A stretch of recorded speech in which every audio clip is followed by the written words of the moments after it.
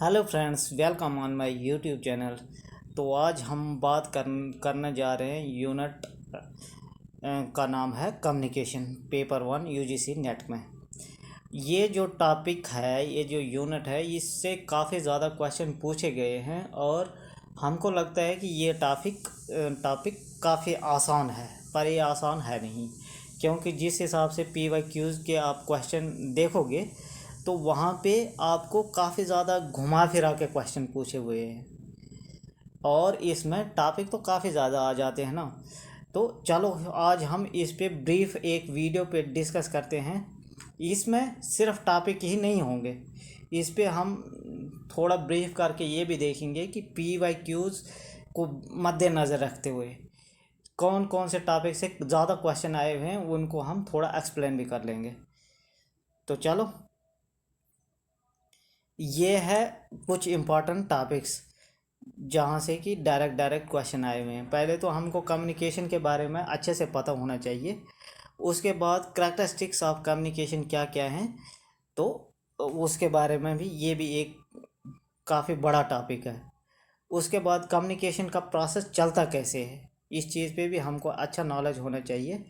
जैसे पहले सेंडर होता है, वो मैसेज को सेंड करता है, फिर अनकोड होता है वो, फिर चैनल के थ्रू अगले बंदे के पास पहुंचता है, फिर वो रिसीव करता है, फिर डिकोड होता है और फिर फीडबैक देता है कि हाँ, ये इन्फॉर्मेशन जो है मेरे पास आई हुई है।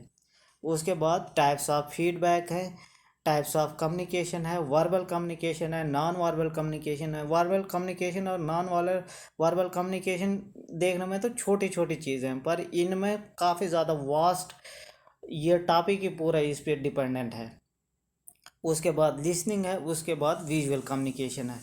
तो चलो अब हम बात करते हैं 7 C's ऑफ इफेक्टिव कम्युनिकेशन।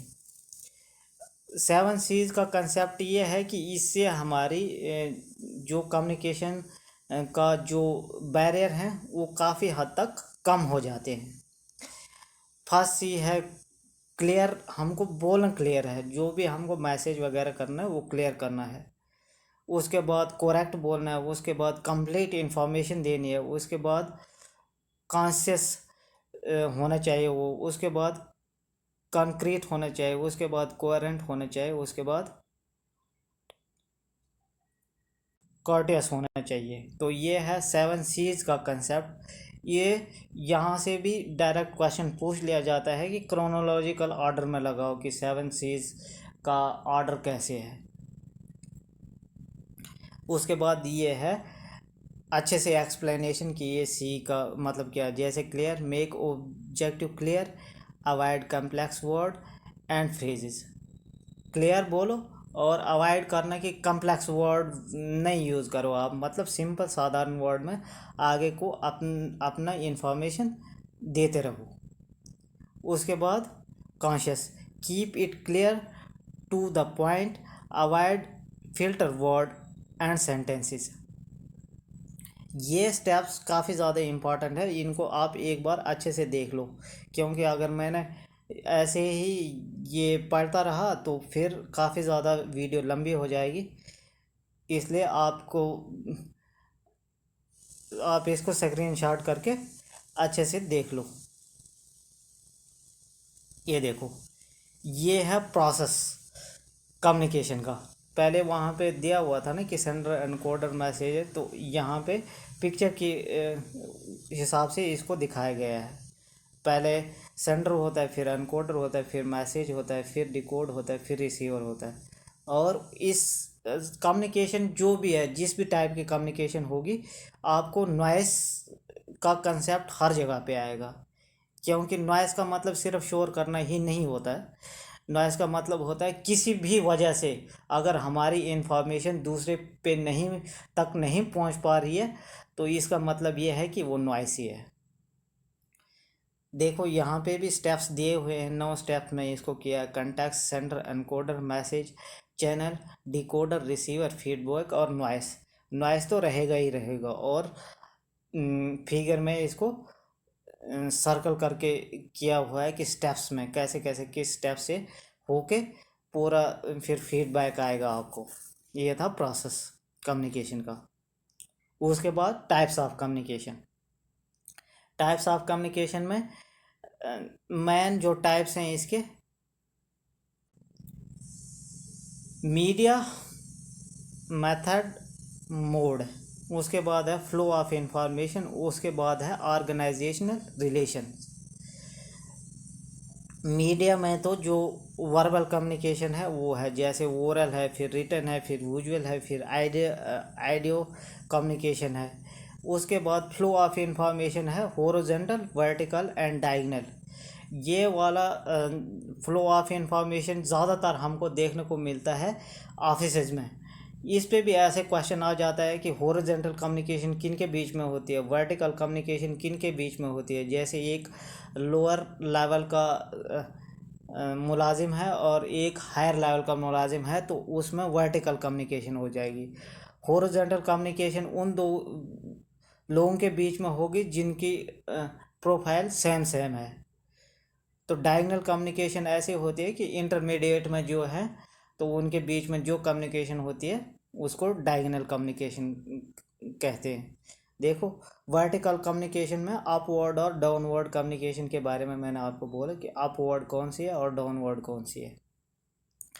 उसके बाद ऑर्गेनाइजेशनल रिलेशन। ऑर्गेनाइजेशनल रिलेशन में है इनफॉर्मल और फॉर्मल। इनफॉर्मल कम्युनिकेशन और फॉर्मल कम्युनिकेशन में वही है। इनफॉर्मल में हम मतलब किसी के साथ कैसे भी बात कर सकते हैं, जैसे फ्रेंडशिप है हमको किसी के साथ, तो हम इनफॉर्मली बात कर रहे हैं। पर स्कूल्स में हम जब टीचर्स के साथ बातचीत करते हैं तो वो उसमें फॉर्मल मैनर हो जाता है। या फॉर्मल मैनर में मेनली जो हम ईमेल वगैरह सेंड करते हैं किसी को, ये भी फॉर्मल मैनर में आ जाता है। ग्रेपवाइन कम्युनिकेशन, ग्रेपवाइन कम्युनिकेशन भी इनफॉर्मल कम्युनिकेशन में आ जाता है। तो ये मेन पॉइंट्स आपको ध्यान में रखने हैं, ताकि आपका क्वेश्चन गलत ना हो। क्वेश्चन यहीं से आएंगे आपको। तो उसके बाद नॉन वर्बल कम्युनिकेशन में जैसे है जेस्चर, हम कभी कभी मतलब आंखों से बात कर लेते हैं ना। कभी कभी हमारा बॉडी लैंग्वेज भी कुछ बोलता है कि मतलब हमने कुछ ऐसा काम किया है जिससे हमारा बॉडी लैंग्वेज बोलता है कि कैसे मतलब हमने कुछ बोला भी नहीं और बहुत कुछ बोल देते हैं हम। उसके बाद आई कांटेक्ट, आइज, आंखों से भी काफ़ी ज़्यादा बातें हो जाती हैं ना। तो ये है फॉर्मल और informal communication, types of communication में ये सारा आ रहा है। चलो अब आगे देखते हैं टाइप्स ऑफ वर्बल कम्युनिकेशन। अब वर्बल तो नॉन वर्बल आपको बोल दिया ना कि वर्बली हम कुछ चीज़ मतलब बोल के ये करते हैं, और ऑन वर्बली में, नॉन वर्बली में हो गया कि हमारा बॉडी लैंग्वेज, हमारा जेस्चर, हमारे आई कंटेक्ट्स वगैरह डिपेंड करते हैं कि हम क्या बताना चाह रहे हैं। टाइप्स ऑफ वर्बल कम्युनिकेशन में पब्लिक कम्युनिकेशन है, स्मॉल ग्रुप कम्युनिकेशन है, उसके बाद इंटरपर्सनल कम्युनिकेशन है, इंटरपर्सन और इंटरपर्सनल कम्युनिकेशन है। उसके बाद देखो अब नॉन वर्बल कम्युनिकेशन में कितने ज़्यादा टाइप हैं, और यहाँ से आपको क्वेश्चन एक देखने को ही मिलेगा, इस चीज़ की गारंटी है। अगर आपने PYQs देखे हुए हैं कम्युनिकेशन के UGC नेट पेपर फर्स्ट में, तो आपको इस चीज़ में ये एक ना एक क्वेश्चन देखने को मिला ही है। अब देखो, नॉन वर्बल कम्युनिकेशन एक टाइप है, उसकी सब टाइप देखो कितनी है। फेशियल एक्सप्रेशन है, उसके बाद स्पेशल बिहेवियर है, उसके बाद इन्वायरमेंटल डिटेल्स हैं, उसके बाद इसको आप एक बार अच्छे से देख लो। उसके बाद देखो मतलब जो कम्युनिकेशन, नॉन वर्बल के कम्युनिकेशन के टाइप्स हैं, उनके सब टाइप्स हैं और फिर उनके भी सब टाइप्स हैं। एक बार आप इस चीज़ को अच्छे से देख लो, ताकि आपको ये वर्ड याद रहे, और क्वेश्चन आए तो आपको सीधा पता चलेगा कि ये नॉन वर्बल कम्युनिकेशन में फॉल कर रहा है।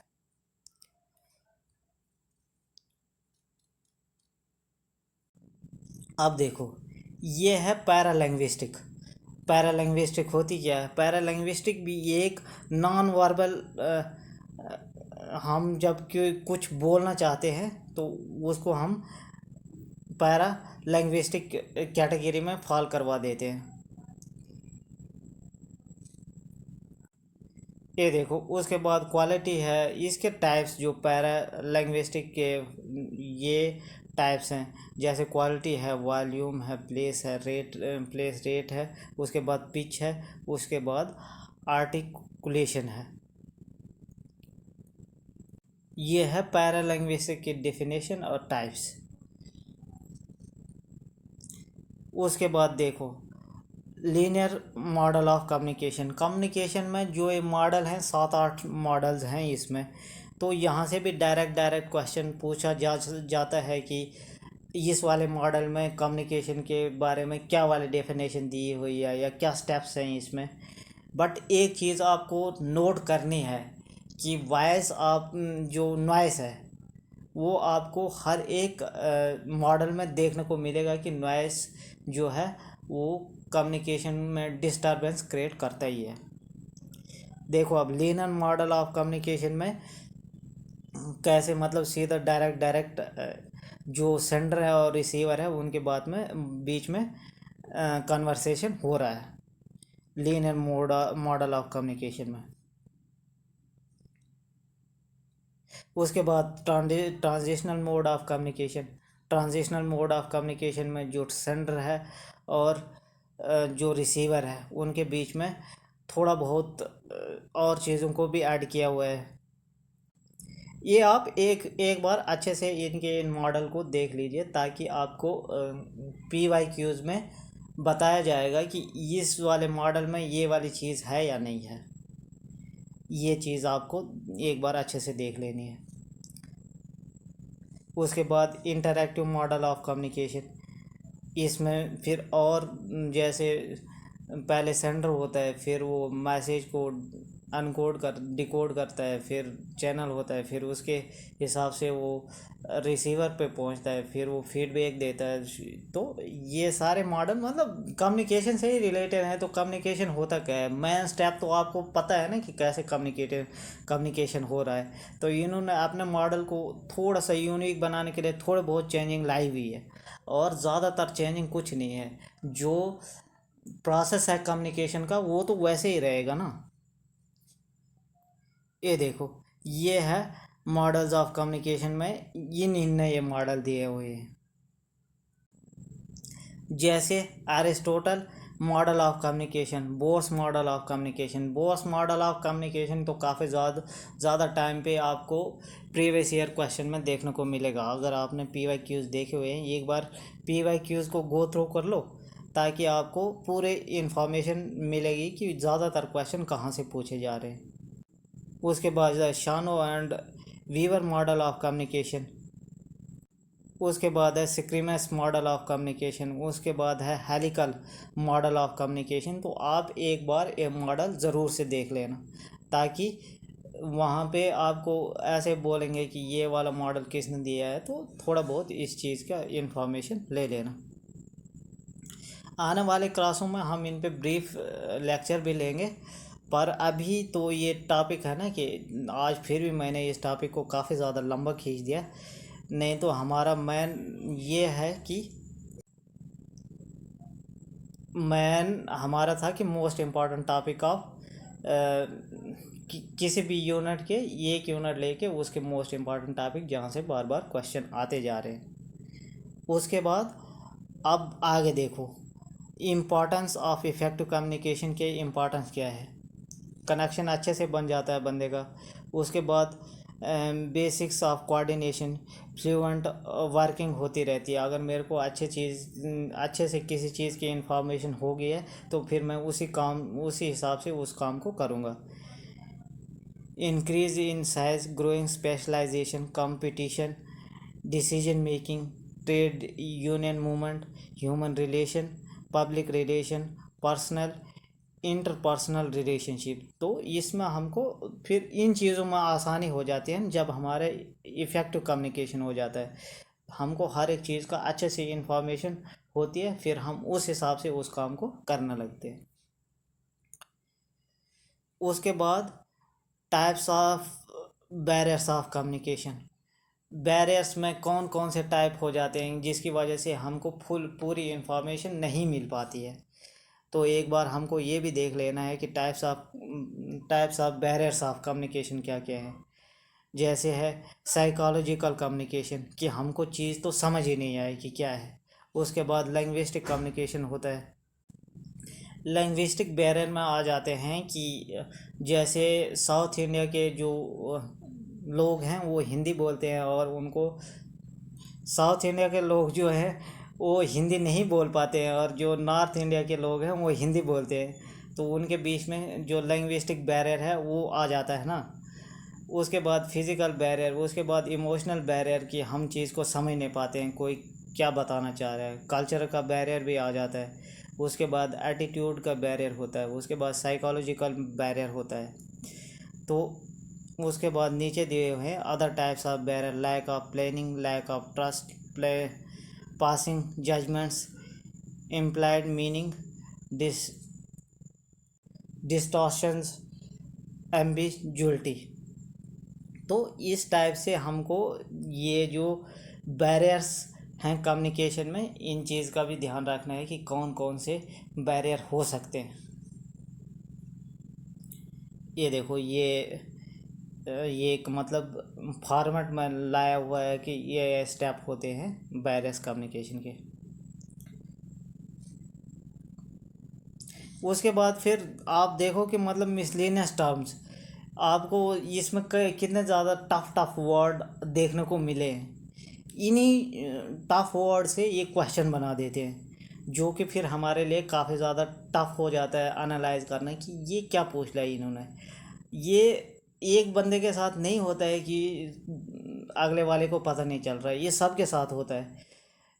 तो ये जो टर्म्स हैं इनको आपको एक बार पता करना है कि ये थोड़ा बहुत याद भी रहने चाहिए, और इनका मतलब क्या होता है उस पे आपको अच्छे से नॉलेज होना चाहिए। तो एक बार मिसलेनियस से टर्म जो हैं इनको काफ़ी अच्छे से देख लो। तो आज के इस वीडियो में इतना ही। वीडियो लंबी बन चुकी है, पर ये जो टॉपिक मैंने करवाए हुए हैं यहाँ से आपको क्वेश्चन देखने को मिलेगा ही मिलेगा। तो आज के इस वीडियो में इतना ही। मिलते हैं कल की नई वीडियो में, तब तक के लिए बाय बाय।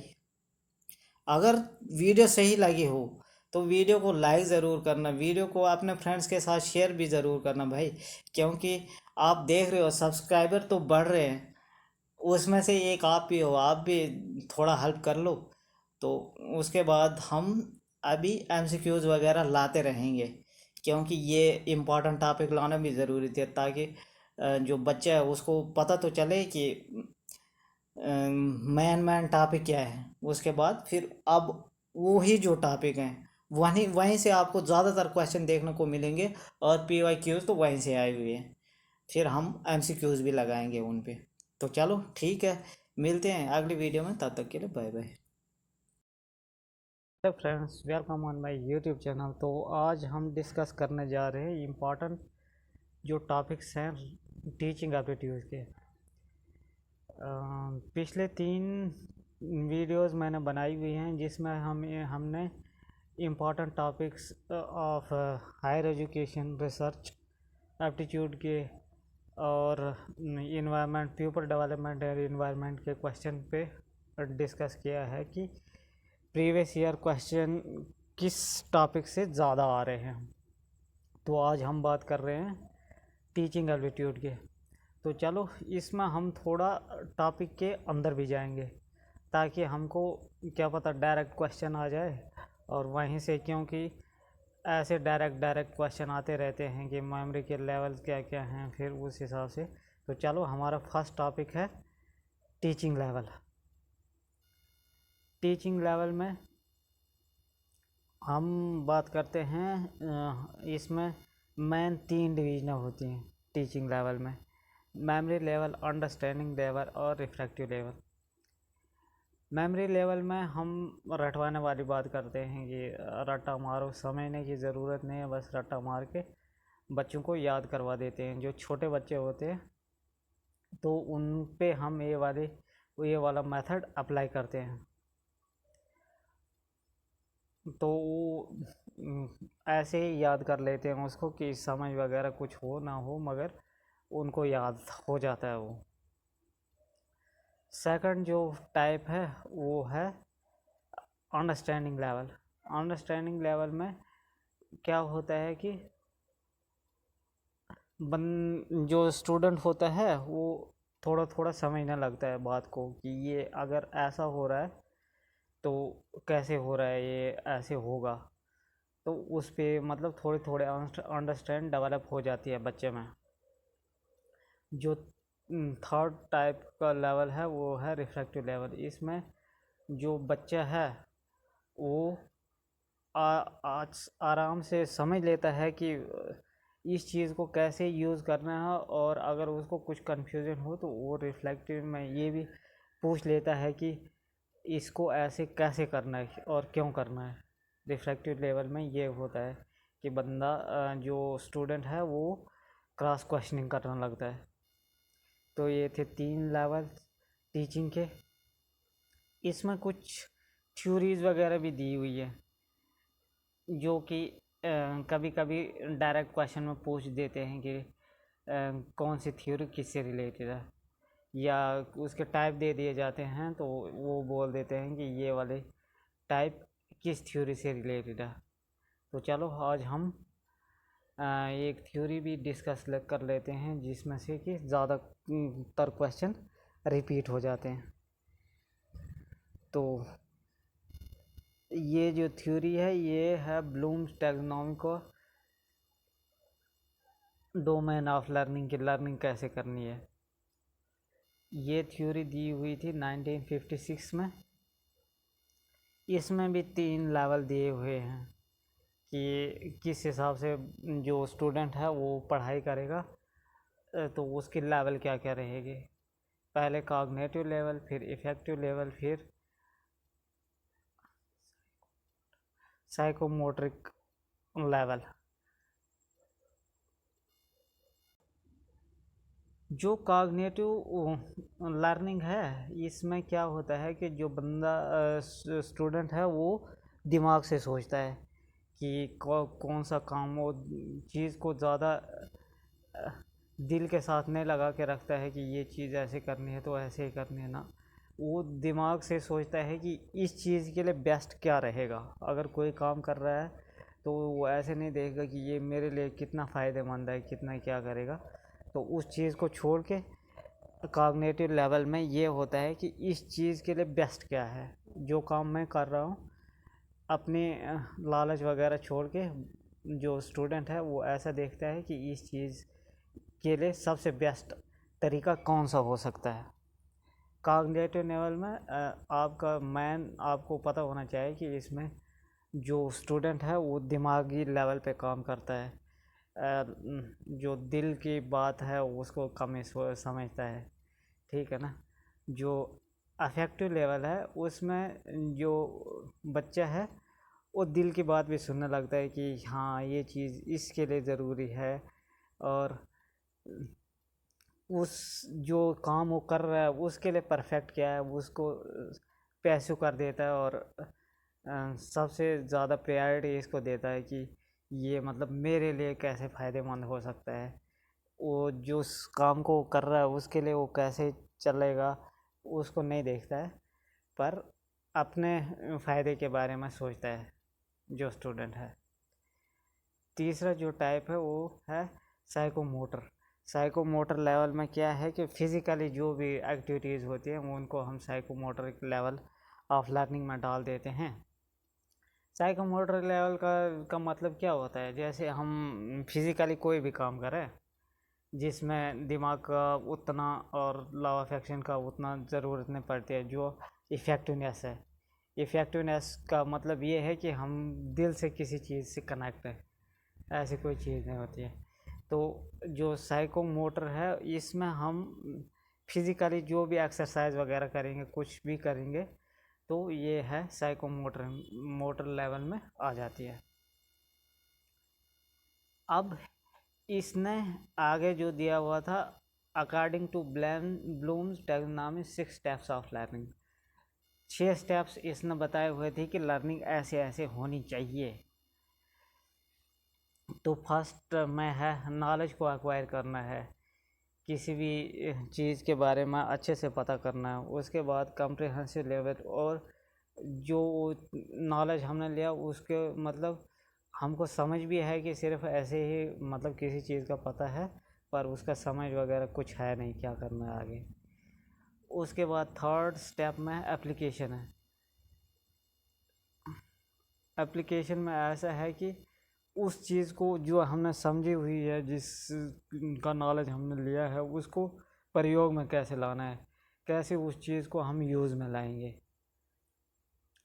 चौथा जो स्टेप है वो एनालिसिस वाला है। एनालिसिस में हम ये वाली चीज़ देखते हैं कि जो हमने चीज़ दी है इसमें कोई कमी तो नहीं है, कोई कुछ और एडिशन या कुछ चीज़ को निकालने की ज़रूरत तो नहीं है। उसके बाद सिक्स जो लेवल है वो है सिंथेसिस। सिंथेसिस में जो हमारे पास जितना भी नॉलेज है, ये पीछे जो स्टेप जितने भी हैं, इनको कलेक्ट करके कुछ नया क्रिएट हो सकता है क्या, ये है सिंथेसिस लेवल में। और लास्ट लेवल है एवोल्यूशन। इस चीज़ को मतलब और अच्छे से हम कैसे रिप्रेजेंट कर सकते हैं। ये 6 स्टेप से लर्निंग के जो ब्लूम ने दिए हुए थे। ब्लूम्स के इस जो थ्योरी इसने दी हुई थी 1956 में, बाद में इसको इसके जो स्टूडेंट्स थे उन्होंने फिर रिवाइव कर दिया हुआ था कि 2001 में थोड़ी बहुत जो कमियां रही हुई थी, तो इस चीज़ को इन्होंने कंप्लीट करने की कोशिश की थी 2001 में। उसके बाद ब्लूम ने जो वो 3 स्टेप बताए हुए थे कॉग्निटिव, साइकोमोटरिक एंड अफेक्टिव डोमेन में, कि उसके बाद उनमें हम किस चीज़ के बारे में पता करते हैं, उस चीज़ का हमको पता चलता है। जैसे कि साइकोमोटरिक में मैंने फिज़िकल एक्सरसाइज वगैरह के बारे में बोला हुआ था ना, तो ऐसे कॉग्निटिव में दिमाग वाले जो जो हम दिमाग से जो काम करते हैं तो उसके बारे में बताते हैं। और इफेक्टिव डोमेन में हम मतलब जो हमको सही लगता है हम वैसे करते हैं। ये वाली थ्योरी इतनी एक्सप्लेन इसलिए की जा रही है क्योंकि अगर आपने प्रीवियस ईयर क्वेश्चन को देखा होगा तो यहाँ से आपको काफ़ी ज़्यादा क्वेश्चन देखने को मिले हैं, इसलिए इस चीज़ को थोड़ा टॉपिक के अंदर जाके हम एनालाइज कर रहे हैं। तो चलो आगे देखते हैं। ये जो कॉग्निटिव डोमेन था, तो इसमें हम नॉलेज एक्वायर करते हैं, कंप्रिहेंशन, एप्लीकेशन, एनालिसिस, सिंथेसिस से उसको मतलब जो हमारे पास नॉलेज है बाद में हम उसको रिप्रेजेंट करने की कोशिश करते हैं। साइकोमोटर लेवल में है imitation, manipulation, percolation, articulation, naturalisation, ये सारे स्टेप इसी में आते हैं।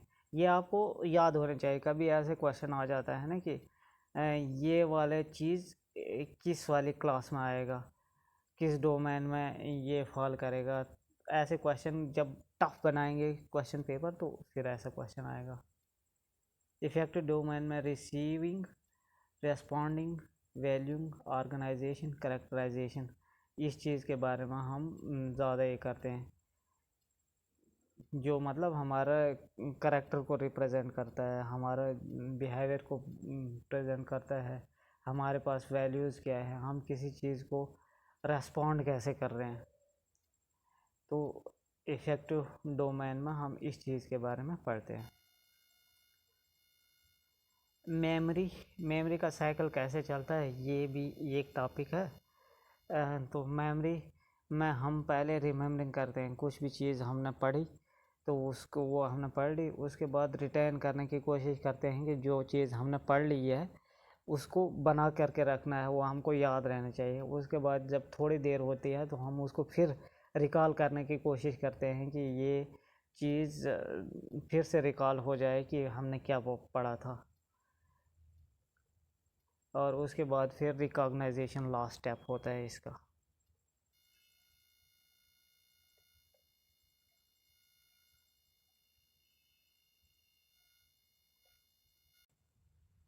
आगे जो है वो है मॉडलिटीज़ ऑफ टीचिंग। इसमें हम ट्रेनिंग की बात करते हैं। उसके बाद इंट्रोस्पेक्शन की बात करते हैं। उसके बाद इंट्रोस्पेक्शन में हम किसी चीज़ को इंट्रोस्पेक्शन में हम जनरली बात करते हैं कि कोई चीज़ पहले से चली आ रही है, जिसका मतलब कोई साइंटिफिक रीज़न वगैरह नहीं है, पर फिर भी हम उसको उस चीज़ को करते जा रहे हैं और उस चीज़ को हम मना नहीं कर सकते। सीधी बात यह है, रीति रिवाज सिंपल बात है ना, कि हम उस चीज़ को, जो रीति रिवाज चल रहे हैं उनको हम चलाते ही आ रहे हैं, तो उनके साथ कंप्रोमाइज़ नहीं किया जाता है, जबकि वो किसी काम के हैं भी नहीं। और कभी कभी कुछ कुछ चीज़ें तो इम्पोर्टेंट होती है।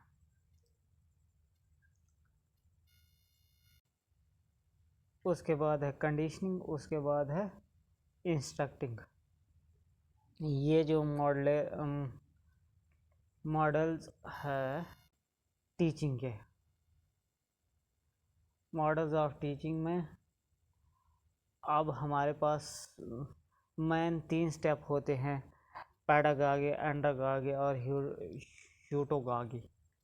इसमें हम क्या करते हैं, पैडागॉजी में यही जो स्टेजेस आते हैं ना, जिसमें हम रटवाते हैं बंदे को कि जो कुछ है बस रट लो, तो उसी से काम हो जाएगा। एंडागॉजी में थोड़ा बहुत बच्चा जो है वो बड़ा हो जाता है, और ह्यूटागॉजी में तो बच्चा अच्छे से रिस्पॉन्स करना भी शुरू कर देता है। जो उसने पढ़ा अगर उसको गलत लगे तो वो सीधा बोलता है कि ये इस चीज़ में थोड़ी गड़बड़ी है। ये थे कुछ पॉइंट्स जो कि टीचिंग एप्टीट्यूड में बार बार पूछे जा रहे हैं।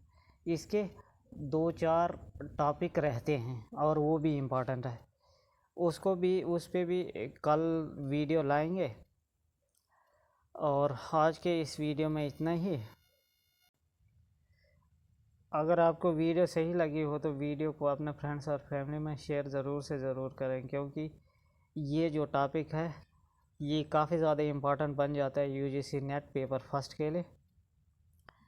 तो आपके लिए अभी ये एक मैराथन वीडियो लाने के लिए सोच रहा हूँ मैं, कि ICT information and communication technology पे एक मास्टर वीडियो लाई जाएगी 1-1.5 घंटे की। तो उसमें काफ़ी ज़्यादा क्वेश्चन इंक्लूड हो जाएंगे, जो कि जून 2024 में 18 जून 2024 को मैं जो पेपर आया हुआ था वो भी वहीं से आए हुए थे उस PDF में। बाद में वो PDF भी मैं आपको टेलीग्राम पे शेयर कर दूंगा, तो आप वो भी ले सकते हो।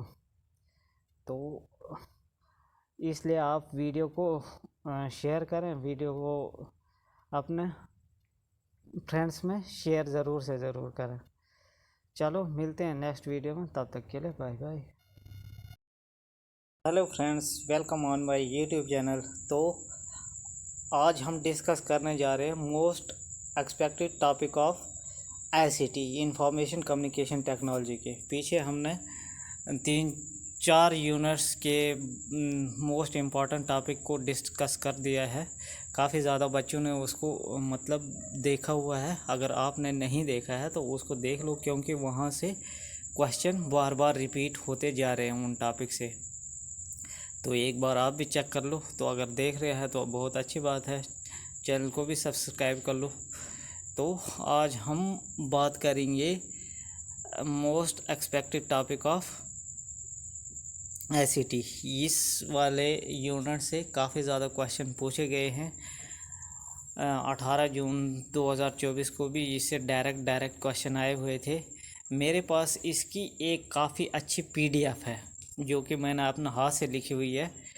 आपको मैं वहाँ से दिखाऊंगा कि कैसे डायरेक्ट क्वेश्चन आए हुए थे। तो चलो आपको इम्पोर्टेंट टॉपिक के बारे में बताते हैं।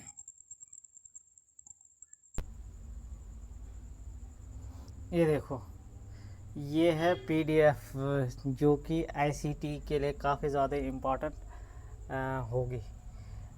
इसमें टॉपिक दिए हुए हैं सीधा 10 ही टॉपिक हैं इसमें भी। तो देखो, फर्स्ट टॉपिक इसका है कंप्यूटर अवेयरनेस के बारे में। हमको थोड़ा बहुत पता होना चाहिए कि कंप्यूटर का क्या सिस्टम है, क्योंकि इंफॉर्मेशन एंड कम्युनिकेशन टेक्नोलॉजी के नाम पे आज एक चीज़ ज़्यादा देखी जा रही है, वो है कंप्यूटर, लैपटॉप वगैरह जो भी है। जो मोबाइल हैं हमारे, वो भी छोटे कंप्यूटर का वर्क करते हैं। तो फर्स्ट हमको कंप्यूटर अवेयरनेस के बारे में पता होना चाहिए, उसके बाद हिस्ट्री ऑफ कंप्यूटर के बारे में पता होना चाहिए, उसके बाद टाइप ऑफ कंप्यूटर, टाइप्स में वो है ना हाइब्रिड कंप्यूटर, फिर सुपर कंप्यूटर, फिर मिनी कंप्यूटर, वो सारे टाइप्स इसमें आ जाते हैं। यहाँ से भी डायरेक्ट क्वेश्चन आते हैं। उसके बाद कंप्यूटर की हार्डवेयर, यहाँ से भी क्वेश्चन आए हुए हैं पिछले साल में। कंप्यूटर मेमोरी का तो डायरेक्ट क्वेश्चन 18 जून को फर्स्ट शिफ्ट में आया हुआ था। अगर आपने फर्स्ट शिफ्ट का पेपर देखा होगा तो वहाँ पे एक क्वेश्चन ये वाला था। फिर सॉफ्टवेयर से क्वेश्चन पूछ लिए जाते हैं कि मतलब फ्री सॉफ्टवेयर कौन से होते हैं, प्रॉप्राइटरी वाले कौन से होते हैं, तो उसके बारे में भी आपको इन्फॉर्मेशन होनी चाहिए। MS word, MS excel, PowerPoint, SS, इनमें से उतने क्वेश्चन नहीं आते हैं, पर वो एब्रीविएशन वाले शॉर्टकट कीज़ यहाँ से आ जाती हैं। तो ये वाली चीज़ भी काफ़ी ज़्यादा इम्पॉर्टेंट हो जाती है हमारे लिए। फिर है इंटरनेट और ईमेल से तो क्वेश्चन आते हैं। ईमेल से तो हर बार क्वेश्चन आता है, इंटरनेट से भी आ जाता है। वायरस और एंटीवायरस, ये 10-12 टॉपिक हैं जहाँ से क्वेश्चन काफ़ी ज़्यादा आते हैं। और ICT यूनिट छोटा यूनिट नहीं है, देखने में तो ऐसे ही है कि ICT इंफॉर्मेशन कम्युनिकेशन टेक्नोलॉजी, पर ये काफ़ी ज़्यादा बड़ा यूनिट है, इसलिए आपको इसको अच्छे से देखना होगा। क्वेश्चन तो कहीं से भी आ सकता है ना। तो चलो अब आपको मैं PDF दिखाता हूँ कि PDF कैसे बनाई हुई है मैंने इसकी। ये है PDF। इस पे अभी मैं एक मैराथन वीडियो लेने वाला हूँ, क्योंकि क्वेश्चन तो यहीं से आएगा, इस चीज़ का पक्का है। तो इस चीज़ पे एक बार मैराथन वीडियो लेंगे तो फिर आपको PDF वगैरह भी प्रोवाइड करवा दी जाएगी। आप चैनल को सब्सक्राइब ज़रूर से कर लेना, ताकि जब भी इसकी मैराथन होगी आपको नोटिफिकेशन पहले पहुंच जाएगी। एक बार मैं आपको गो थ्रू करवा देता हूं कि ये PDF है कैसे। प्रिसाइज दिया हुआ है, 40-50 पेजों में ख़त्म किया हुआ है, पर जो भी लिखा हुआ है काफ़ी ज़्यादा इम्पॉर्टेंट है। ये देखो, कंप्यूटर की डेफिनेशन वगैरह है, करैक्टरिस्टिक्स, स्पीड, एक्यूरेसी है, देख लो। कंपोनेंट्स ऑफ कंप्यूटर, यहाँ से भी क्वेश्चन आ जाते हैं। इनपुट्स आउटपुट्स से भी क्वेश्चन आ जाते हैं। CPU, यहाँ से तो क्वेश्चन आते ही आता है ना। ये देखो, ये है मेमोरी से क्वेश्चन 18 जून 2024 को डायरेक्ट आया हुआ था। वो क्रोनोलॉजिकल ऑर्डर में डालनी थी उनको। ये है कंप्यूटर की हिस्ट्री। ये देखो, 43 पेज हैं पूरे। टाइप्स ऑफ कंप्यूटर, देख बोला था ना मैंने, super computer, main frame, mini, micro, तो ये सारे कंप्यूटर के टाइप हैं। थोड़ी थोड़ी इन्फॉर्मेशन इनकी लिखी हुई है, important points. First super computer, India के कंटेक्स्ट में ये चीज़ देखने की होती है कि इंडिया में फर्स्ट सुपर कंप्यूटर कहाँ से आया, कैसे बनाया, फर्स्ट किसने बनाया, ये चीज़ भी बार बार पूछी जाती है। जो परम की सीरीज़ चली हुई थी वो कब से शुरू की, कैसे, कहाँ से हुई, तो उस चीज़ के बारे में सारा इन्फॉर्मेशन आपको यहाँ से मिल जाएगी। ये PDF आपके लिए काफ़ी ज़्यादा यूज़फुल रहेगी। तो इसको मैं आपको व्हाट्सएप पे या कहीं पे भी ग्रुप बना के दे दूँगा। आप कमेंट वगैरह करना, फिर उस हिसाब से करेंगे कैसे क्या। देखो, ये प्रिंटर के टाइप्स, प्रिंटर तो डायरेक्ट क्वेश्चन में आए हुए हैं ना। देखो, मॉनिटर, ये है PDF है।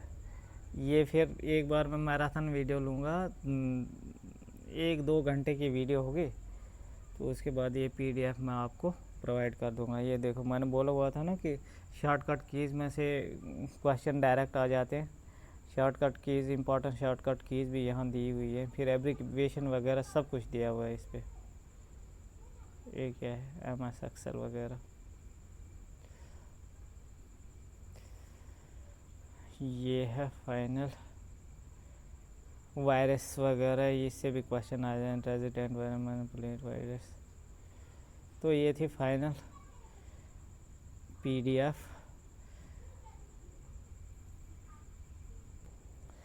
पीडीएफ भी आपको अच्छे से दिखा दी और टॉपिक भी इम्पॉर्टेंट बोल दिए हैं।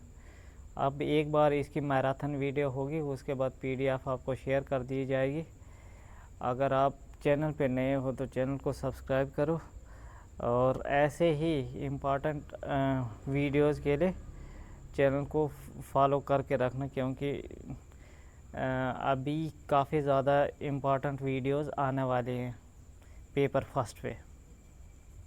तो चलो ठीक है, आज की वीडियो में इतना ही। मिलते हैं कल की नई वीडियो में, तब तक के लिए bye bye. Hello friends, welcome on my YouTube channel. तो आज हम मोस्ट इम्पॉर्टेंट टॉपिक करने जा रहे हैं रिसर्च एप्टीट्यूड के। इसमें आपको 4-5 टॉपिक ऐसे मिलेंगे जहां से बार बार क्वेश्चन रिपीट करता है यूजीसी नेट पेपर फर्स्ट में।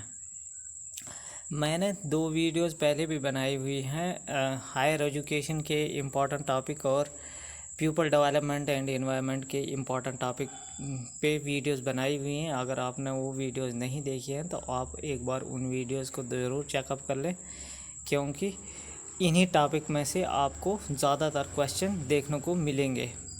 इवन जून 18 को जो पेपर हुआ था तो इन्हीं टॉपिक में से क्वेश्चन आए हुए थे। तो चलो, रिसर्च एप्टीट्यूड का फर्स्ट टॉपिक है रिसर्च के बेसिक के बारे में। पहले तो हमको पता होना चाहिए रिसर्च के बेसिक में। हमको डेफिनेशन, करैक्टरिस्टिक क्या होती है रिसर्च की, तो ये पता होना चाहिए। रिसर्च अगला जो टॉपिक है वो रिसर्च के टाइप्स हैं, जैसे कि डिस्क्रिप्टिव रिसर्च है, एक्सपेरिमेंटल रिसर्च है, फंडामेंटल रिसर्च है और अप्लाइड रिसर्च है। ये रिसर्च के टाइप्स होते हैं।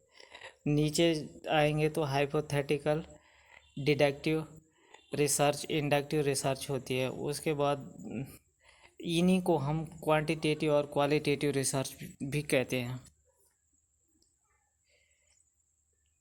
नीचे क्वालिटेटिव रिसर्च के और सब टाइप्स हैं और क्वांटिटेटिव रिसर्च के भी सब टाइप्स हैं। तो क्वालिटेटिव रिसर्च के टाइप्स में इथनोग्राफिकल रिसर्च होती है, एक्शन रिसर्च होती है, हिस्टोरिकल रिसर्च होती है, फिनोमिनोलॉजिकल रिसर्च होती है और क्वांटिटेटिव रिसर्च में एक्सपेरिमेंटल रिसर्च होती है, कोरिलेशनल रिसर्च होती है, एक्सपोज फैक्टर रिसर्च होती है। फिर डाटा कलेक्शन मेथड होते हैं, उसमें फिर डाटा को हम कैसे कलेक्ट करते हैं, क्वेश्चनर मेथड होता है, उसके बाद ऑब्जर्वेशन मेथड होता है, उसके बाद सर्वे मेथड होता है। या इस हिसाब से हम रिसर्च करते हैं। अगला जो मोस्ट इम्पॉर्टेंट टॉपिक है, थर्ड टॉपिक, वो है एक्सपेरिमेंटल रिसर्च के टाइप्स क्या क्या होते हैं। वेरिएबल रिसर्च और स्केल रिसर्च, एक्सपेरिमेंट रिसर्च होती है। ये इसके टाइप्स हैं। यहाँ से भी बार बार क्वेश्चन पूछा जाता है वेरिएबल और स्केल में। उसके बाद अगला जो फोर्थ टॉपिक है, रिसर्च के स्टेप्स क्या क्या होते हैं। क्वेश्चन ऐसे पूछ लिया जाता है कि 3-4 टाइप से दे दिए जाते हैं, उसके बाद नीचे कोड बनाने के लिए देते हैं कि इनमें से बोलो कि step by step chronological order में लगाओ कि फर्स्ट से लेकर लास्ट तक रिसर्च के स्टेप्स कैसे हैं। जैसे पहले टॉपिक देख लेते हैं, फिर उसको हम लिटरेचर को रिव्यू करते हैं, फिर हाइपोथेसिस देखते हैं, फिर टास्क क्या क्या होते हैं वो देखते हैं। उसके बाद जो अगला 5वां मोस्ट इम्पॉर्टेंट टॉपिक है वो है नॉर्मल डिस्ट्रीब्यूशन। डिस्ट्रीब्यूशन किसी भी चीज़ की हो सकती है, जैसे पॉपुलेशन की डिस्ट्रीब्यूशन होती है और उसकी रिसर्च करनी होती है, तो फिर उसको हम कैसे करते हैं। बेसिक में हम पॉपुलेशन की जो रिसर्च करते हैं वो सैम्पलिंग बेस करते हैं। Central tendency and variable, bell curve, ये सारी टाइप्स है रिसर्च के। सैंपल फिर हम कैसे कलेक्ट करते हैं इसके भी टाइप होते हैं। फिर रैंडम सैम्पलिंग होती है, प्रोबेबिलिटी, नॉन प्रोबेबिलिटी, ये सारे रिसर्च सैंपल कलेक्ट करने के मेथड्स हैं। उसके बाद जो अगले छठा टॉपिक जो है वो है हाइपोथेसिस। हाइपोथेसिस पे भी काफ़ी क्वेश्चन पूछे जाते हैं। हाइपोथेसिस में है types and testing. Alpha testing होती है, बीटा टेस्टिंग होती है, फिर type first, type second, type third, ऐसे भी हाइपोथेसिस कलेक्ट करते हैं। वैलिडिटी एंड रिलायबिलिटी, आपने जो डेटा कलेक्ट किया हुआ है उसका वैलिडिटी कितनी है, कि अच्छे से वो कलेक्शन है या ऐसे बेकार में आपने कलेक्ट किया, और इस रिलायबिलिटी मतलब कितने अथेंटिक है, या इधर उधर से कॉपी पेस्ट करके लाए हुए हो, तो वो भी वहाँ से भी काफ़ी क्वेश्चन पूछे जाते हैं।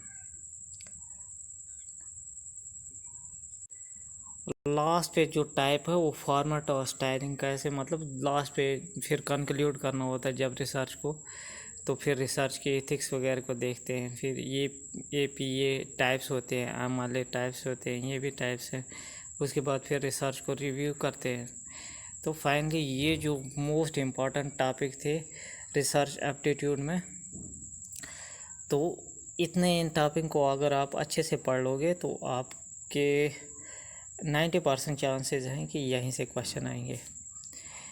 तो फ्रेंड्स, मैंने 2 वीडियो पहले भी बनाई हुई है हायर एजुकेशन पे और पीपल डेवलपमेंट और इन्वायरमेंट पे। अगर आपने वो नहीं देखे हैं तो एक बार वो भी ज़रूर देख लें, क्योंकि वो भी काफ़ी ज़्यादा मोस्ट इम्पॉर्टेंट क्वेश्चन है।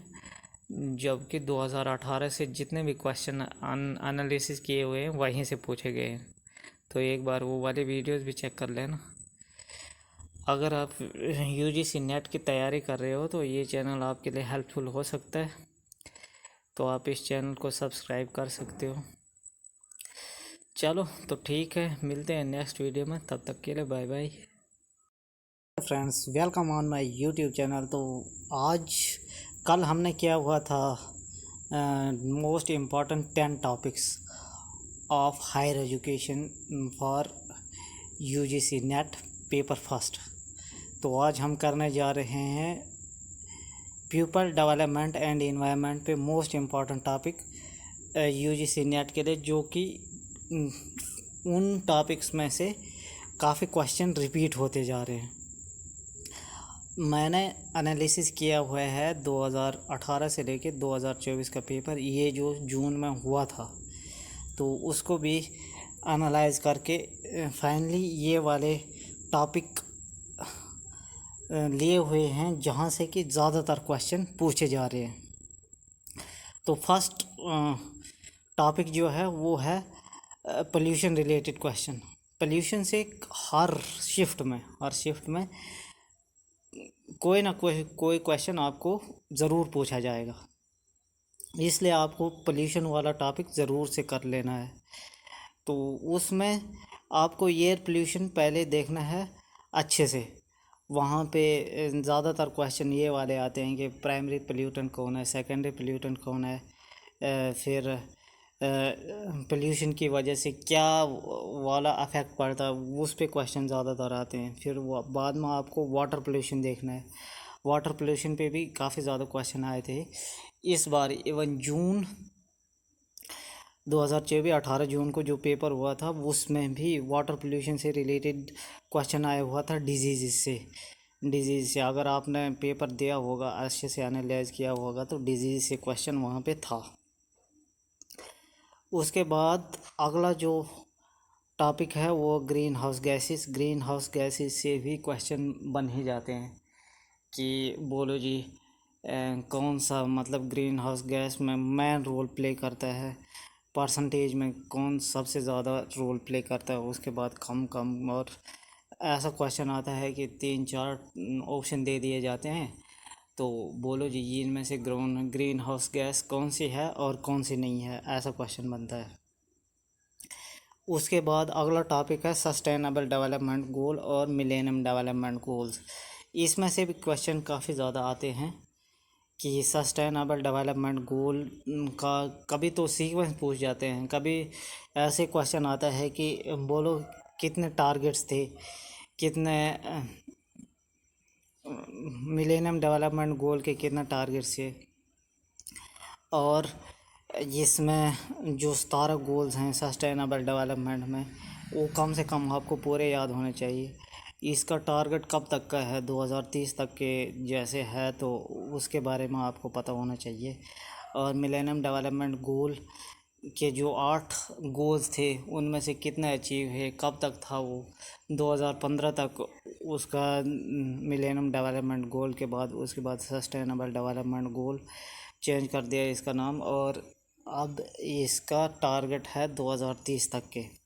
और इंडिया में कहाँ कितना अचीवमेंट हुआ है, इस पे भी काफ़ी ज़्यादा क्वेश्चन पूछे जाते हैं। उसके बाद जो अगला टॉपिक है वो है रिन्यूएबल एनर्जी। रिन्यूएबल एनर्जी पे काफ़ी ज़्यादा क्वेश्चन पूछे जाते हैं, जैसे हाइड्रो पावर प्रोजेक्ट्स में थे कोई क्वेश्चन आ गया, फिर विंड एनर्जी में से आ जाते हैं। आजकल एक क्वेश्चन काफ़ी ज़्यादा चल रहा है जो कि टाइडल वेव से जो एनर्जी बनती है, उससे भी काफ़ी ज़्यादा क्वेश्चन मैंने देखे हुए हैं PYQs में। उसके बाद गवर्नमेंट की क्या स्कीम्स हैं, government scheme related to environment के लिए गवर्नमेंट की ने कौन कौन सी स्कीम निकाली गई हैं जिससे कि हम इन्वायरमेंट की प्रोटेक्शन करते हैं, उस पर क्वेश्चन ज़्यादातर आए हुए हैं। उसके बाद नेचुरल हज़ार्ड और मैटिगेशन पे भी काफ़ी ज़्यादा क्वेश्चन आते हैं, तो आपको उस चीज़ को भी देखना है। उसके बाद डिज़ास्टर मैनेजमेंट पे क्वेश्चन आते रहते हैं, और ये जो डिज़ास्टर मैनेजमेंट है उसमें वो किसके अंडर फॉल करता है, जैसे होम मिनिस्ट्री के अंडर फॉल करता है, और मेन इसका जो हेड होता है वो PM खुद होते हैं। नेचुरल हज़ार्ड में आपको अर्थक्वेक, तो सुनामी, फ्लड्स वगैरह, इसके बारे में थोड़ा सा इन्फॉर्मेशन होनी चाहिए कि सबसे हज़ार्डियस चीज़ कौन सी थी। जैसे सुनामी आई हुई थी 2014 में, 2004 में यार, 2004 में आई हुई थी, उसने कितना ज़्यादा डैमेज किया हुआ था आंध्रा कोस्ट पे और तमिलनाडु कोस्ट पे। वैसे ही अर्थक्वेक आया हुआ था गुजरात में, वैसे ही फिर फ्लड आया हुआ था पिछले साल बिहार में। तो इस चीज़ के बारे में आपको पता होना चाहिए। चलो अब आगे देखते हैं।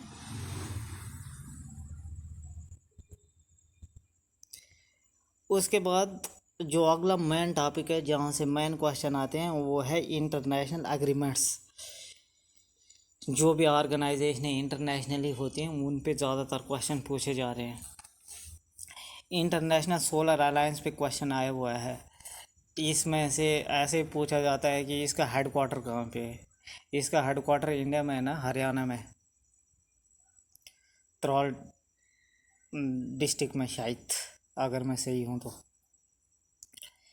उसके बाद पेरिस एग्रीमेंट हुआ था, इनका मेन ये पूछा जाता है कि कब ये एग्रीमेंट हुआ है और किससे रिलेटेड है, ये वाले क्वेश्चन ज़्यादा पूछते हैं। जैसे क्योटो प्रोटोकॉल है, क्योटो प्रोटोकॉल में ये किसके रिलेटेड था, जैसे ये रिलेटेड था कार्बन इमिशंस के रिलेटेड था ये क्योटो प्रोटोकॉल, और कब ये प्रोटोकॉल बनाया हुआ था, इस पे क्वेश्चन आता है।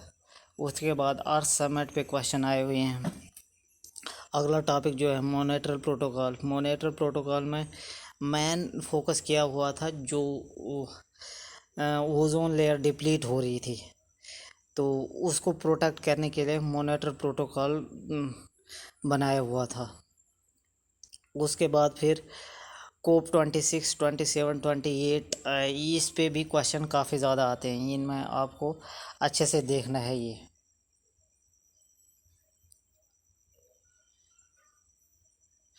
उसके बाद जो COP26 था उसमें जो ये भी इंटरनेशनल ऑर्गेनाइजेशन हुई थी और पीएम मोदी ने खुद इसमें बोला हुआ था कि हम पंच अमृत जो दिए हुए थे कि हम इन 5 चीज़ों पे फोकस करेंगे जिससे हम क्लाइमेट चेंज जो हो रहा है उसको रोकने की कोशिश करेंगे। तो ये थे मेन कुछ टॉपिक जहाँ से आपको इन्वायरमेंट में ये वाले क्वेश्चन तो आपको करने ही करने हैं, क्योंकि यहाँ से कम इस बार तो 7 क्वेश्चन आए हुए थे जून 2024 में, जो 18 जून को पेपर हुआ। तो उसमें 7-8 क्वेश्चन आए हुए थे इन्वायरमेंट पे। तो आपका मेन फोकस होना चाहिए इन्वायरमेंट पे और इन टॉपिक को आप अच्छे से देखो। तो चलो आज के इस वीडियो में इतना ही। नेक्स्ट वीडियो में फिर हम लाएंगे दूसरे यूनिट के कुछ इम्पॉर्टेंट टॉपिक्स। उसके बाद फिर आईसीटी वगैरह ये इस पे भी काफ़ी क्वेश्चन आए हुए थे, अगर आपने पेपर देखा हुआ होगा तो आईसीटी भी पे भी काफ़ी क्वेश्चन आए हुए थे। चलो तो कल देखते हैं नई वीडियो में, तब तक के लिए बाय बाय। चैनल पे नए हो तो चैनल को सब्सक्राइब ज़रूर कर लो भाई, क्योंकि अभी नया नया चैनल है और इस पे आपको यूजीसी नेट रिलेटेड काफ़ी ज़्यादा इन्फॉर्मेशन मिलती रहेगी। और जो टीचर वगैरह की पोस्टें आती हैं उस लेक्चर प्रोफेसर की, तो उसकी भी आपको इन्फॉर्मेशन टाइम टू टाइम मिलती रहेगी। चलो तो ठीक है, मिलते हैं नेक्स्ट वीडियो में, तब तक के लिए bye bye. Welcome on my YouTube channel. तो आज हम बात करने जा रहे हैं मोस्ट इम्पॉर्टेंट यूनिट की, जो कि है हायर एजुकेशन। हायर एजुकेशन में मैं आपको 10 मोस्ट इम्पॉर्टेंट टॉपिक ऐसे बताऊंगा जो कि जहाँ से बार बार क्वेश्चन पूछे गए हैं यूजीसी नेट में। तो ये क्वेश्चन अगर आप कर लोगे तो ऐसे तो पांचों के पांचों क्वेश्चन यहीं से आ जाएंगे, इस चीज़ की मतलब गारंटी है। पर अगर नहीं हुआ तो एक क्वेश्चन बाहर जा सकता है, बाकी सारे क्वेश्चन यहीं से निकलेंगे। तो चलो आपको उन टॉपिक के बारे में बताते हैं। फर्स्ट टॉपिक रहेगा ancient scholars and their books. Ancient education topic है हमारे हायर एजुकेशन में। तो उसमें एंशंट स्कॉलर और उन्होंने क्या क्या बुक्स लिखी थी उसके बारे में आपको क्वेश्चन पूछा जाएगा। जैसे कि एंशंट स्कॉलर्स हैं पाणिनि, कौटिल्य, जीविक, चरक, सुश्रुता, विष्णु शर्मा एंड आर्यभट्टा। जो पाणिनि थे इन्होंने बुक लिखी हुई थी अष्टाध्याय। और जो कौटिल्य थे वो तो इसकी बुक तो सबको पता है, अर्थशास्त्र, इसने बुक लिखी हुई थी। और ये सीधा सीधा क्वेश्चन PYQs वाला क्वेश्चन है, प्रीवियस ईयर क्वेश्चन में ये वाले टॉपिक सीधा आया हुआ है। उसके बाद जो जीविक है, चरक है और सुश्रुता है, ये डॉक्टर थे, मेडिकल फील्ड से इनका ताल्लुकात थे। उसके बाद विष्णु शर्मा और आर्यभट्टा ये भी एंशंट स्कॉलर थे। उसके बाद दूसरा टॉपिक है ancient education centre and ancient universities कौन कौन सी थी। यहाँ से भी काफ़ी क्वेश्चन आए हुए हैं। ये तो आपने खुद भी देखा हुआ है कि हर साल यहाँ से क्वेश्चन रिपीट होता ही होता है। पहले एजुकेशन सेंटर के नाम पे गुरुकुल होते थे,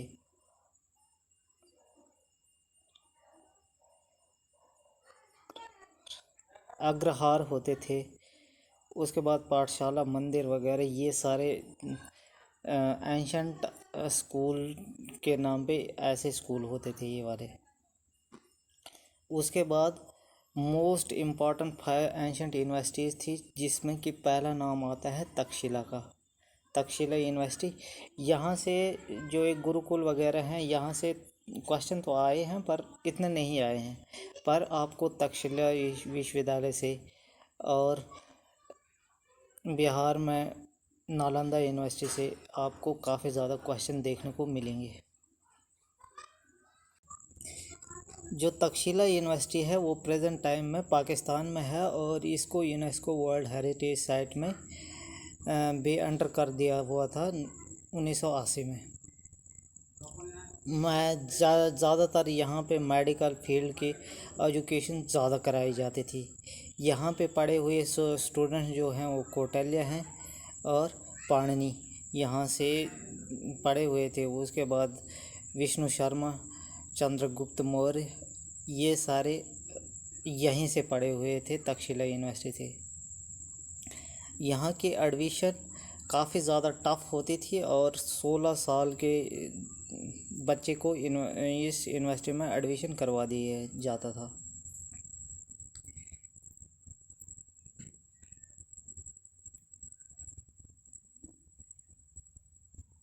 उसके बाद है नालंदा यूनिवर्सिटी।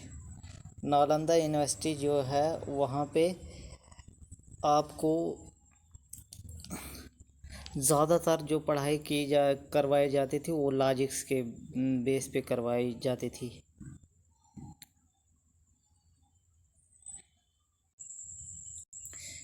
उसके बाद मिथिला यूनिवर्सिटी है और विक्रमशिला यूनिवर्सिटी है जो कि गुजरात में है। तो इसमें तांत्रिक विद्या के बारे में काफ़ी ज़्यादा नॉलेज दिया जाता था।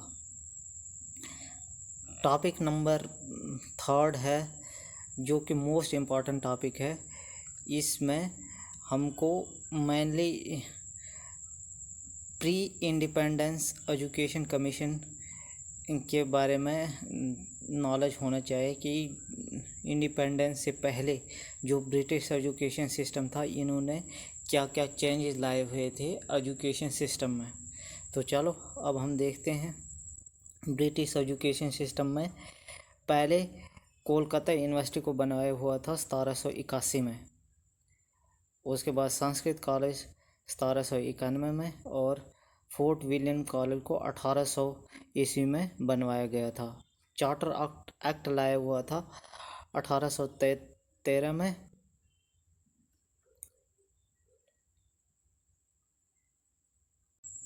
जब चार्टर एक्ट आया हुआ था तो वहाँ पे कुछ रिपोर्टें सबमिट की हुई थी।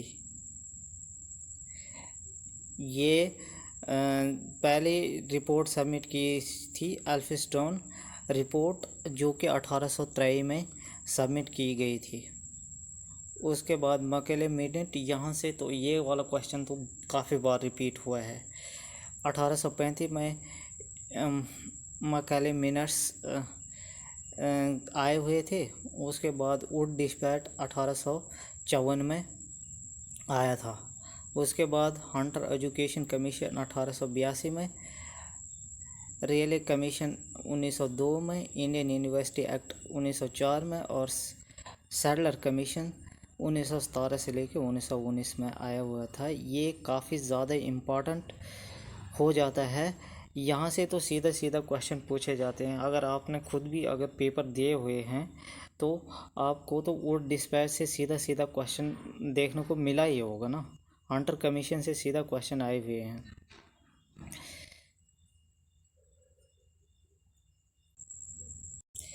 उसके बाद वर्धा कमीशन आई हुई थी 1937 में और सार्जेंट प्लान आया हुआ था 1944 से 1945 में। आपको पहले ही बोला हुआ है कि मेजर यूनिवर्सिटी से काफ़ी ज़्यादा PYQs आए हुए हैं, पहले भी आए हैं और आने वाले टाइम पे भी यहाँ से क्वेश्चन पूछे जाएंगे। उनके एस्टैब्लिश ईयर की कौन सी यूनिवर्सिटी कब एस्टैब्लिश हुई है, इस पे काफ़ी ज़्यादा क्वेश्चन आते हैं। अब है 4th most important topic, post independence education policy. आज़ादी के बाद कौन कौन सी ऐसी एजुकेशन पॉलिसी लाई जो कि इंडियन एजुकेशन सिस्टम में मेन रोल प्ले किया हुआ है। पहले एजुकेशन कमीशन लाया हुआ था राधा कृष्णन कमीशन, जो कि 1948 में लाया हुआ था। उसके बाद सेकेंडरी एजुकेशन कमीशन आया हुआ था 1952 में। यूजीसी एक्ट बना हुआ था 1956 में। और इंडिया में जो सेकंड 5 ईयर प्लान है उसने एजुकेशन सिस्टम में काफ़ी ज़्यादा चेंज लाया हुआ था। वहाँ पे बजट में एजुकेशन पे काफ़ी ज़्यादा ध्यान दिया हुआ था। जैसे कि उसी टाइम पे आईआईटी मद्रास बना हुआ था। काफ़ी ज़्यादा कॉलेजेस और यूनिवर्सिटीज़ इस टाइम पे बनवाए हुए थे। उसके बाद दुर्गाबाई देशमुख कमेटी जो लाई हुई थी, इसका मेन मुद्दा था कि यहाँ पे जो वुमेन को एजुकेशन फील्ड में ज़्यादा से ज़्यादा लाने का एम रखा हुआ था। उसके बाद हंसराज मेहता कमीशन आई हुई थी 1962 में। और कोठारी कमीशन, यहाँ पे कोठारी की स्पेलिंग थोड़ा मिस्टेक है, तो इसको ठीक कर लेना। और ये वाली कमीशन काफ़ी ज़्यादा इम्पॉर्टेंट है, जो कि 1964 से 1966 में आई हुई थी। यहाँ से भी क्वेश्चन काफ़ी ज़्यादा पूछे गए हैं। मॉडर्न एजुकेशन सिस्टम मतलब पोस्ट इंडिपेंडेंस से फिर काफ़ी ज़्यादा PYQs आए हुए हैं। और जो ये मैंने पॉइंट्स बनाए हुए हैं, यहीं से यही क्वेश्चन बार बार पूछे जा रहे हैं।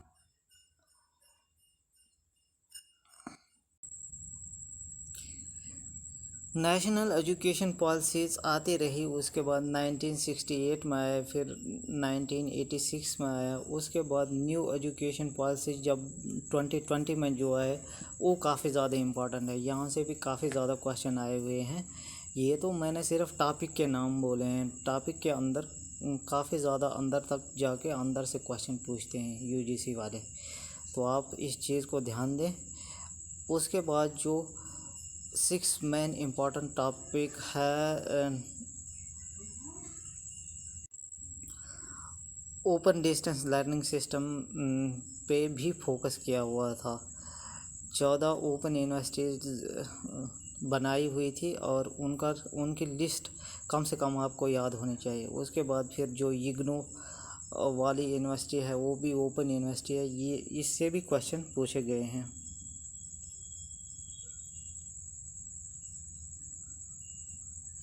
जो प्रोफेशनल एजुकेशन और प्रोफेशनल बॉडीज़ हैं जो कि स्पेशली इसी चीज़ पे काम करते हैं कि डिस्टेंस एजुकेशन को कैसे मेंटेन करना है, open and distance learning institution को कैसे चलाना है।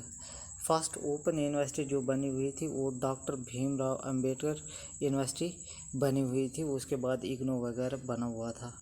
ये 7-8 मोस्ट इम्पॉर्टेंट टॉपिक मैंने आपको बताया हायर एजुकेशन से, जहाँ से कि काफ़ी ज़्यादा क्वेश्चन रिपीट होते जा रहे हैं। तो आप इस चीज़ पे एक बार ज़रूर से ज़रूर फोकस करें। ये तो मैंने सिर्फ टॉपिक के नाम बोले हैं, आपको अंदर से भी एक बार देख लेना है कि अंदर से इनके पॉइंट क्या हैं। इनसे डायरेक्ट क्वेश्चन आते हैं। चलो, तो ये वीडियो आपको सही लगी हो तो वीडियो को लाइक करें, वीडियो को अपने फ्रेंड्स और फैमिली में शेयर ज़रूर से ज़रूर करें यार, क्योंकि अभी आने वाले टाइम पे मैं ये जो टॉपिक मैंने लिए हुए हैं इनकी सेपरेट अलग अलग से वीडियो बनेगी। उसके बाद ICT है और पीपल डेवलपमेंट एंड एनवायरनमेंट है, इस पे मतलब काफ़ी ज़्यादा वीडियोस आने वाले हैं। तो आप इस चैनल को सब्सक्राइब ज़रूर करें। और हाँ, अगर आपको PDF की ज़रूरत हो तो मेरे को मैसेज वगैरह कर देना, तो मैं PDF आपको सेंड कर दूँगा। कमेंट सेक्शन में एक बार ज़रूर बताने कि अगर आपको PDF की ज़रूरत हो तो बता लेना वहाँ पे, तो फिर मैं करता हूँ कोई और। चलो ठीक है, मिलते हैं नेक्स्ट वीडियो में, तब तक के लिए बाय बाय।